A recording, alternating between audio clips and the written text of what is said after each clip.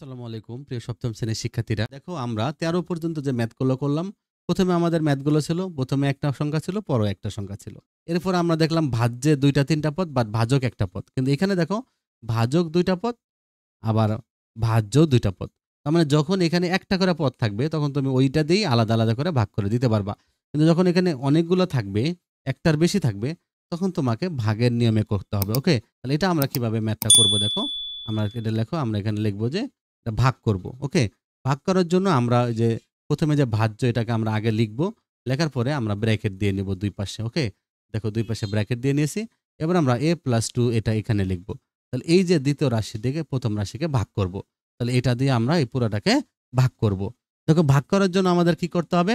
আমরা ভাগ করার জন্য দেখো আমরা ১ম এ এখানে একটা নোট দেখো। এটা গুরুত্বপূর্ণ একটা জিনিস। যে ১ম যে পদটা আছে এটা দেখবা। এই যে ভাজ্যের যে ১ম পদটা কি আছে a³ b² এটা দেখবা।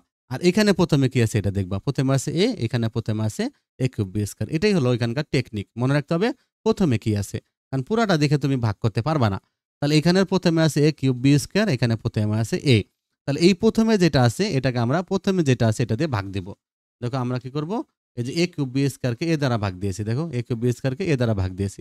যদি আমরা a³ b² কে a দ্বারা ভাগ দেই, দেখো a3 ছিল, এখানে a1। তাহলে a একটা থেকে ৩ টা থেকে একটা বাদ দিলে a থাকে ২ টা। তাহলে a ২ টা আর b ২ টাই থাকে। তাহলে a² b² থাকবে হলো, এটা হলো কিন্তু আমাদের ভাগ বের হইছে। তাহলে আমরা এই ভাগটা আমরা কি করব? এটা আমরা সংখ্যাটা আমরা এখানে লিখব। a² b²। এবার আমরা যেটা এখানে লিখলাম এটা দিয়ে আমরা এই পুরাটাকে গুণ করব। এটা দিয়ে আমরা পুরাটাকে গুণ করব। তাহলে আমি a আর যদি এটা গুণ করি a² b³ তাহলে a ২ টা আর একটা a ৩ টা আর b² হবে। তাহলে আমরা a³ b² লিখব। আবার 2b এর সাথে আমরা এটা গুণ করব। 2b আর যদি a² b² গুণ করি তাহলে 2 থাকবে, a² আর b ৩ টা হয়ে যাবে। ওকে? কারণ b ২ টা আর একটা b ৩ টা হবে আর a ২ টা থাকবে। তাহলে আমরা এভাবে লিখব। দেখো এই যে এর সাথে আমরা a² b² গুণ করেছি, a³ b² হয়েছে। আবার 2b এর সাথে আমরা a² b² গুণ করেছি। তাহলে আমাদের কি হয়েছে? যে 2 a ২ টা আর b হয়েছে ৩ টা। এটা লিখেছি। ওকে? তাহলে দেখো আমাদের কিন্তু মিলে গেছে। দেখো a ৩ টা b ২ টা, a2a² b³ এখানে 2a² b³ মিলে গেছে। দেখো একবারে মিলে গেছে এটা দ্বারা। তাহলে আমরা কি করব? এবার আমরা এখানে চিহ্নগুলো পরিবর্তন করে দেব। সামনে দেখো প্লাস ছিল, এখানে কিছু চিহ্ন না থাকলে মনে রাখবা প্লাস আছে। এটা আমরা মাইনাস লিখেছি। এখানে দেখো প্লাস আছে, এটা আমরা মাইনাস লিখব।